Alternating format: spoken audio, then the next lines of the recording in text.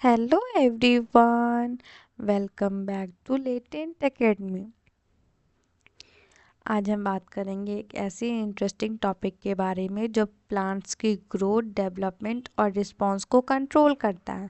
Plant growth hormones या फिर phyto hormones कह सकते हैं। ये हार्मोन्स प्लांट्स के अंदर नेचुरली प्रोड्यूस होते हैं। उनकी लाइफ साइकिल्स के हर स्टेज को इन्फ्लुएंस करते हैं। सीड जर्मिनेशन से लेके फ्रूट बनने तक और फ्लावरिंग तक, इन सब को ये इन्फ्लुएंस करते हैं। तो चलिए शुरू करते हैं और देखते हैं प्लांट ग्रोथ हार्मोन्स को।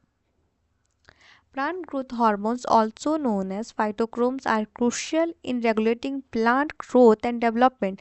They influence various processes including cell division, elongation and differentiation. Plant growth hormones या फाइटो हार्मोन्स ऐसा ऑर्गेनिक सब्सटेंस होता है जो बहुत छोटी मात्रा में भी प्लांट्स के ग्रोथ को कंट्रोल करता है।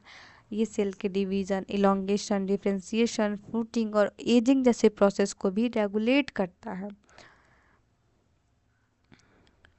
Now types of plant hormones हम देखते हैं कि हार्मोन्स के कितने टाइप्स है प्लांट्स के।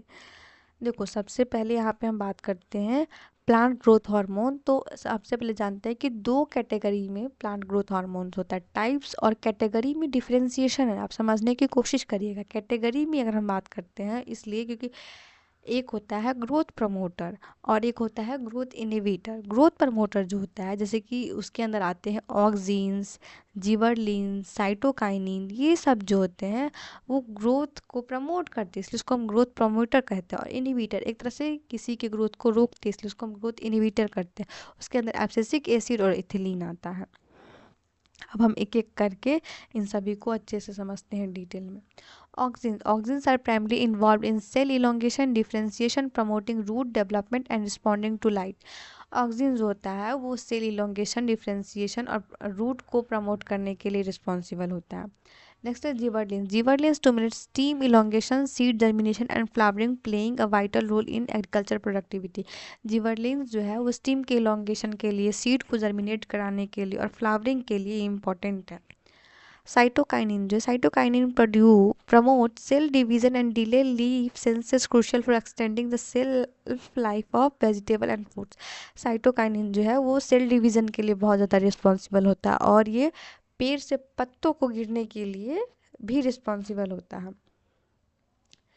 Next is abscisic acid. Abscisic acid triggers stomata closure during drought, play a key role in seed dormancy. Abscisic acid seed dormancy में काफ़ी important role play करता है।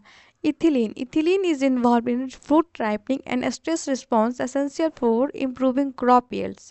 Ethylene जो है वो किसी भी फ्रूट को पकने के लिए रिस्पॉन्सिबल होता है और ये इसी स्ट्रेस को रिस्पॉन्स करता है। और ये काफ़ी इम्पॉर्टेंट है किसी भी फसल के लिए, क्योंकि फसल जब बनता है उसका उसका सबसे इम्पोर्टेंट होता है उसका पकना, तभी तो हम उसको यूज़ करते हैं अपने डेली लाइफ में। आइए हम इन सब के रोल्स को एक एक करके देखते हैं। सबसे पहले हम ऑक्सिन्स के रोल्स के बारे में बात करते हैं कि ऑक्सिन्स का क्या रोल है। Cell extension. Auxin promote elongation in plant cell allowing effective access to light and nutrients. Apical dominance. Auxins maintain to central stem growth, ensuring energy allocation for upward growth. Root development. Auxins stimulate lateral root formation, enhancing nutrient and water absorption. Trophy responses. Auxins facilitates responses to light and gravity, optimizing plant growth. सबसे पहला hormone था हमारा auxin. ये hormone mainly suit tip में बनता है और light के टुवर्ड प्लांट को बेंड करने में हेल्प करता है।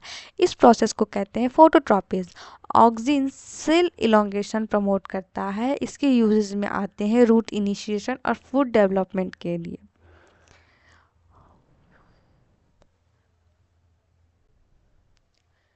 ना फंक्शंस ऑफ जिबरलिन्स। अब जिबरलिन्स के फंक्शंस को हम देखते हैं। Seed germination promote enzyme synthesises to break seed dormancy. Stem elongation enhance internode elongation for increase plant height. Fruit development increase fruit size and delay maturity for better market value.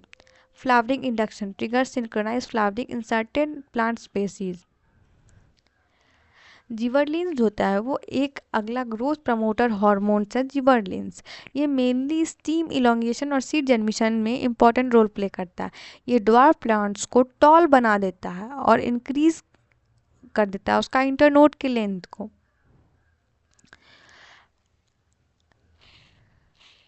जिबरलिंस सबसे पहले Japan में discover हुआ था और इसको fully seedling disease को study करते वक्त यूज़ किया गया था, इसलिए इसका नाम जिबरलिंस रखा था। जिबरलिंस सीड जर्मिनेशन यानी कि सीड का प्रोडक्शन के लिए भी इम्पॉर्टेंट है, स्टीम के एलोंगेशन के लिए इम्पॉर्टेंट है, फ्रूट के डेवलपमेंट के लिए इम्पॉर्टेंट है और फ्लावरिंग के लिए बहुत ज़्यादा इम्पॉर्टेंट है।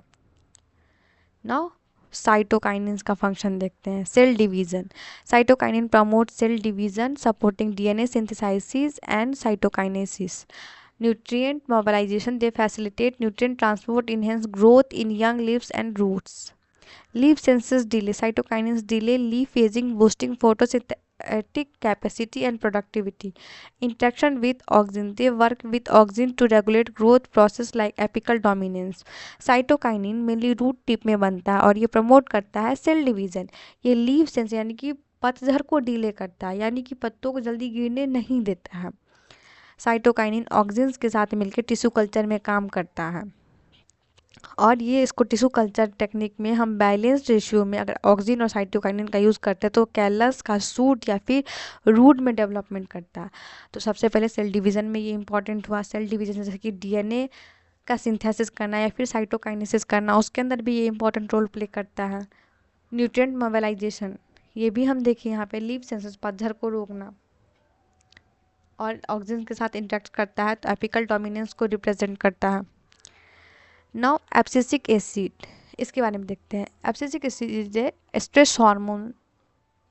Abscisic acid is a vital hormone in plant stress response particularly in drought condition. इसको स्ट्रेस हार्मोन इसलिए करता है क्योंकि ये एक सूखा या फिर बहुत ही पार्टिकुलर कंडीशन में भी सर्वाइव करने के लिए इंपॉर्टेंट है। It signal plant to close stomata thereby reducing water loss through transpiration. अगर ये स्टोमाटा को कंट्रोल करता है क्योंकि स्टोमाटा ज़्यादा वाटर का लॉस ना करे और ट्रांसपीरेशन की प्रोसेस को भी कंट्रोल करता है, इसलिए इसको स्ट्रेस रिस्पॉन्स कहते हैं। Now second is seed dormancy. Abscisic acid a significant role in maintaining seed dormancy, preventing premature germination and unfavorable condition. ये जो है significant role को maintain करने में, seed dormancy को prevent करने में भी important है। Now role in development. Abscisic acid influence various development process including fruit ripening and leaves abscission, ensuring synchronized with seasonal changes. Regulation of growth. While ABA typically inhibits growth under stress, its level must be carefully balanced by other hormones like a gibberellins. Abscisic acid जो है वो एक तरह से growth inhibitor hormones है। इसको stress hormone भी कहा जाता है क्योंकि ये ड्रॉट और वाटर डिफिशियंसी को कंडीशन में हेल्प करता है। एब्सिसिक एसिड जो होता है वो स्टोमाटा को क्लोज करवाता है वाटर लॉस से बचाने के लिए। ये सीड डोरमेंसी को मेंटेन करता है, यानी कि सीड को अनफेवरेबल कंडीशन में भी ग्रो होने से ये रोकता है इसके लिए। और ये ग्रोथ के रेगुलेशन की बात हम कर ही लिए यहाँ पे। नेक्स्ट है सिग्निफिकेंस ऑफ इथिलीन। इथिलीन कहते हैं, इथिलीन जो होता है वो फ्रूट राइपनिंग के लिए, फ्लावर सेंसेस के लिए, लीफ एब्सेशन के लिए और स्ट्रेस हार्मोन के लिए काफ़ी इम्पोर्टेंट होता है। इथिलीन जो है एक तरह से लास्ट हार्मोन है प्लांट ग्रोथ हार्मोन का, जो एक गैस फॉर्म में होता है। ये मेनली फ्रूट राइपनिंग के लिए रिस्पॉन्सिबल होता है। इथिलीन फ्रूट्स को क्विकली मतलब पका देता है। जैसे कि अगर कोई हम कच्ची आम का भी सीज़न चल रहा है, कच्चे आम को अगर हमें पकाना होगा तो हम कार्बाइड का यूज़ करके उसको ईजिली हम पका सकते हैं। ये जो होता है वो कहीं ना कहीं सेंसेस में भी काफ़ी हेल्प करता है पत्ते को गिरने या फिर फूल को गिरने से बचाने के लिए।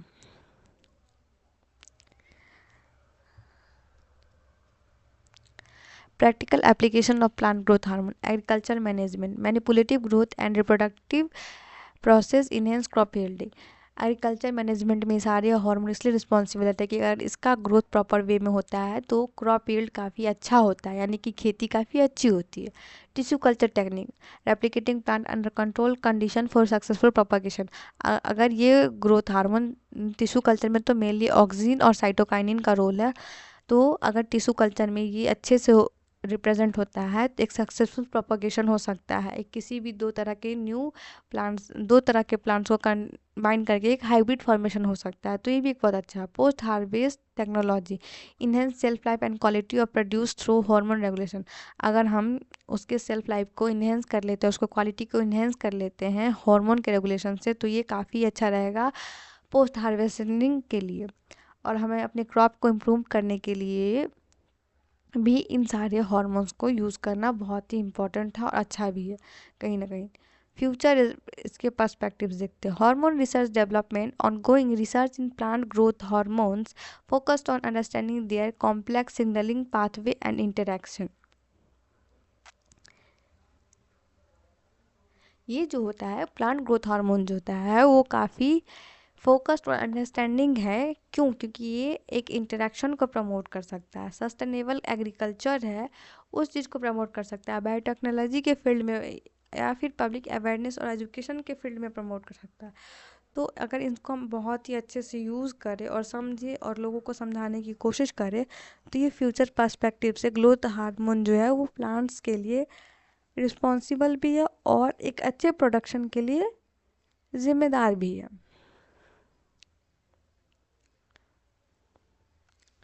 तो दोस्तों ये था प्लांट ग्रोथ हार्मोन के बारे में डिटेल एक्सप्लेनेशन। उम्मीद है कि आपको ये वीडियो पसंद आया होगा। अगर आपको कॉन्सेप्ट क्लियरली समझ में आया है तो आप वीडियो को लाइक करें, शेयर करें और कमेंट करें। साथ ही सब्सक्राइब करना ना भूलें। मिलते हैं अगले वीडियो में, तब तक के लिए keep learning keep enjoying. Thank you so much.